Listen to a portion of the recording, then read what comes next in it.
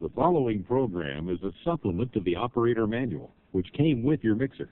If you have any question concerning your mixer, please refer to your manual. The Legacy 80-quart mixer is a heavy-duty mixer, which features a 3-horsepower motor, digital smart timer, and power bowl lift as standard equipment. The Legacy 140-quart mixer is a heavy-duty mixer, which features a 5-horsepower motor, digital smart timer, and power bowl lift as standard equipment. Both models have 4 mix speeds and a stir speed. A variety of agitators, bowls, and accessories are available. These are described in a separate Use and Applications Handbook, which is furnished on the Legacy Mixer Operator Training CD provided with each mixer. This training consists of segments on operation, cleaning, and maintenance. Warning: moving agitator and bowl. Keep hands, clothing, and utensils out while in operation. Do not use without interlock guard. The Legacy mixer is equipped with smart timer controls and a power bowl lift. Other operating parts and their functions will be described throughout this section.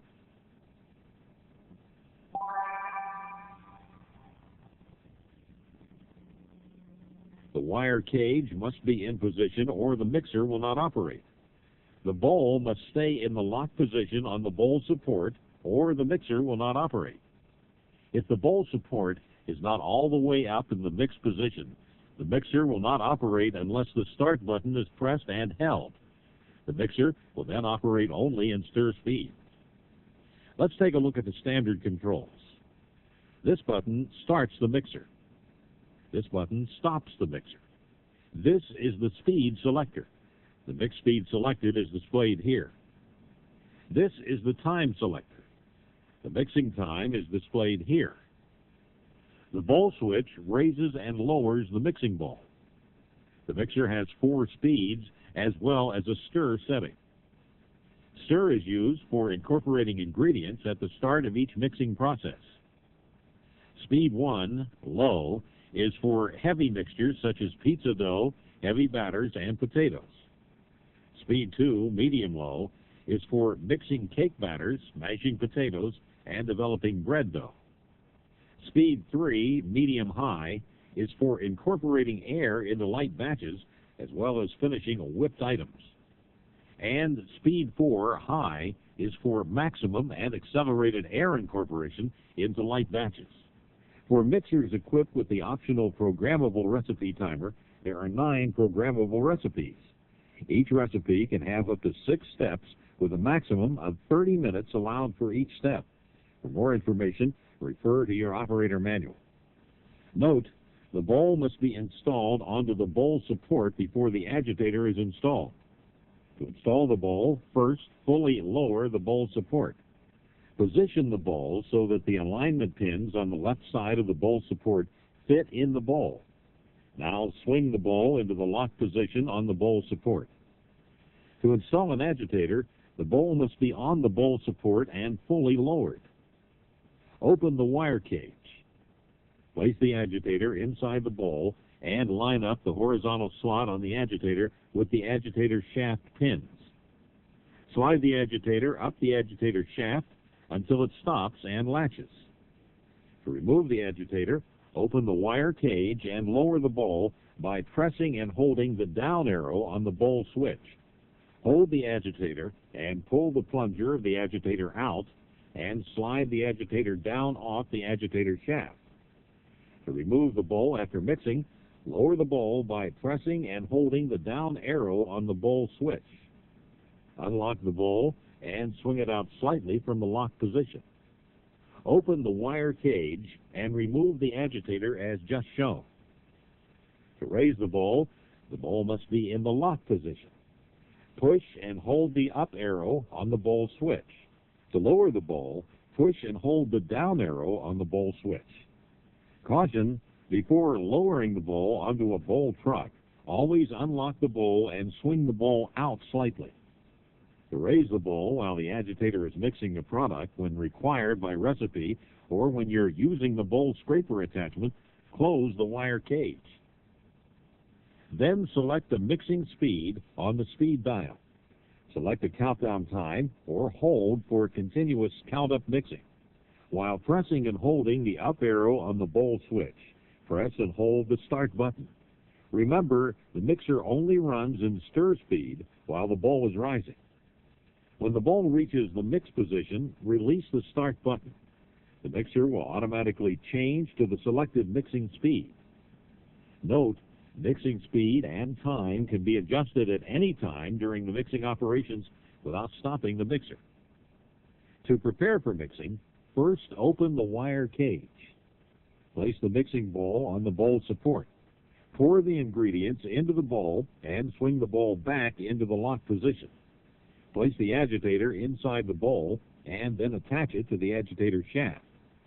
Return the wire cage to the front center position. Push and hold the up arrow on the bowl switch until the bowl reaches the mix position and stops. The mixer is now ready for mixing. Let's take a close look at timer operation. Using the count-up mode, continuous mixing, begin by turning the speed dial to select the mix speed. The speed setting can be changed at any time during the mixing operation. Note, stir is to be used for incorporating ingredients. Do not use stir to develop dough products. Set the timer on hold by turning the time selector counterclockwise until hold appears in the time window. Press the start button to begin mixing. The timer starts counting forward from 0. Note, if the wire cage is opened at any time, the mixing operation will stop. To resume the mixing operation, close the wire cage and press the start button. Use the stop button to stop the mixer. The mixing time is displayed in the time window.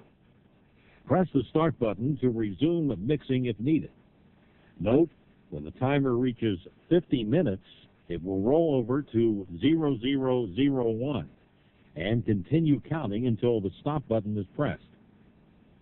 If you are using the countdown mode or timed mixing, begin by turning the speed dial to select a mix speed. If the count-up mode was used for the previous batch, the desired time needs to be entered. If the countdown mode was used for the previous batch, the previous time will be displayed. If a different time is needed, turn the time selector to the desired time. Now, press the start button to begin mixing. The timer starts counting down from the set time. To stop the mixer at any time, press the stop button. To resume mixing, press the start button. For example, let's say the mixer is started at speed 1 for 30 seconds and is stopped after 10 seconds. Pressing the start button will resume the mixing operation. If the mixer is stopped and a new time setting is entered, pressing the start button saves the new time setting on the current speed selection. For example, the mixer is started at speed 1 for 30 seconds and is stopped after 10 seconds. Turning the time selector enters a new time. The new time will replace the initial 30 seconds for speed 1 after the start button is pressed. If you do change the time while mixing, the mixer will operate until the new time expires. The adjustment to the time will not be stored. If the speed is changed while mixing, the time will change to the previous time for the selected speed and countdown. Note, if the wire cage is opened at any time, the mixing operation will stop. To resume mixing operation, close the wire cage and press the start button. When the timer reaches 0, the mixer stops and a beep sounds for 3 seconds. The countdown timer displays the last entered time. Remember, stir is to be used for incorporating ingredients. Do not use it to develop dough products. If the mixer is stopped during the mixing operation, the timer also stops. The timer starts again where it left off when the start button is pressed. The speed window will display the current speed selection. And finally, turn the time selector clockwise to take the mixer out of the hold mode. After the mixer is stopped, unlock the bowl and swing it out slightly. Press and hold the down arrow on the bowl switch to lower the bowl. Open the wire cage assembly. Remove the agitator from the agitator shaft and remove the bowl from the bowl support. Let's take a closer look at the wire cage. The wire cage can be rotated out of the way to add ingredients or to access the bowl and agitator. Note how the grooves on the nylon retainer shoes allow the wire cage to ride around the circular ridge of the planetary drip cup. To open the wire cage, rotate it to your left. To close the wire cage, rotate it to your right until it stops in the front center closed position. Note, the wire cage must be returned to the closed position for the mixer to operate. To remove and clean the wire cage, first lower the bowl and remove the agitator. While holding the wire cage securely with both hands, rotate it to your left until the front center retainer shoe reaches the gap in the circular ridge of the planetary drip cup. Lower the front of the wire cage and move the wire cage slightly to the rear so the rear retainer shoes clear the ridge of the drip cup. The wire cage can now be removed. Wash the wire cage in a sink, rinse with clear water, and dry with a clean cloth. The stainless steel splash guard can be wiped off and or washed with a cloth or sponge using warm soapy water. Rinse with clear water and dry with a clean cloth.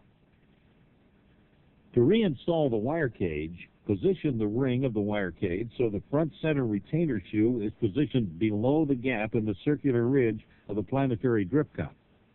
Position the grooves so the rear retainer shoes straddle the circular ridge on the planetary drip cup.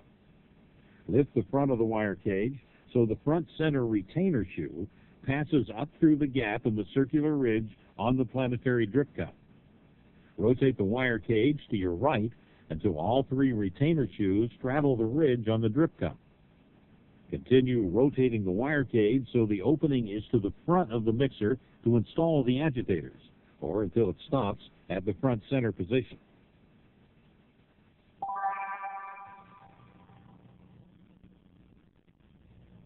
Warning, disconnect the electrical power to the machine and follow lockout-tagout procedures. New mixer bowls and accessories such as beaters, whips, and dough arms should be thoroughly washed with hot water and a mild soap solution, rinsed with a mild soda or vinegar solution, and thoroughly rinsed with clear water before being used. This cleaning procedure should also be followed for bowls and agitators before whipping egg whites or whole eggs. The mixer should be thoroughly cleaned daily. Do not use a hose to clean the mixer. It should be washed with a clean, damp cloth. The base allows ample room for cleaning under the mixer. The apron may be removed for cleaning by loosening the thumb screws. The drip cup splash guard assembly should be removed periodically and wiped clean.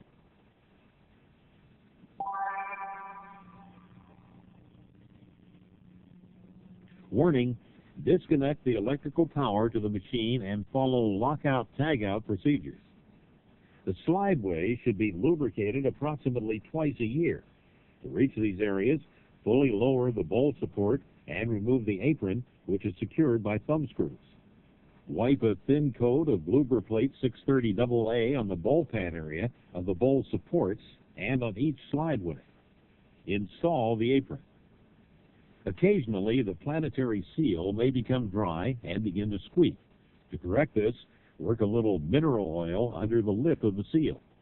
To check the oil level, remove the top cover, which is secured by two screws. Remove the transmission fill plug and check the oil level. If the oil level is below the line on the dipstick, add a small amount of the recommended transmission oil until it returns to the proper level. Do not overfill the transmission, as leakage may result. Contact your local HOBART service office for the recommended transmission oil. The agitator clearance should be checked periodically. The agitator must not touch the bowl, and the maximum clearance between the bottom of the bowl and the B-flat beater is 1/8 inch or 3 millimeters. The maximum clearance between the bottom of the bowl and the ED dough arm is 5/16 inch or 8 millimeters for the HL800 and 11/16 inch or 17 millimeters for the HL1400. Install a bowl and beater. Note, if the bowl and beater come into contact before the bowl support reaches its stop, Adjust the stop screw. Pour enough flour in the bowl to cover where the beater travels. With the bowl fully raised, remember the beater should not touch the bowl. Briefly run the mixer at the lowest speed. Turn off the mixer, disconnect the power supply, and measure the depth of flour where the beater has traced a path. This measurement should be taken at several points around the bowl to assure accuracy. To adjust the bowl agitator clearance, remove the apron, which is secured by thumb screws. Adjust the stop screw on the left side. Loosen the bottom locking nut and turn the stop screw counterclockwise to increase the clearance or clockwise to decrease the clearance. Tighten the locking nut while holding the stop screw. After the adjustments are made, replace the apron and secure it with the thumb screws. Reconnect the electrical power supply and carefully operate the bowl lift several times to check the adjustment. With proper use and care, the HOBART HL800 and HL1400 mixers will give you years of dependable service. This concludes operator training for the HOBART HL800 and HL1400. For more information, please consult your manuals.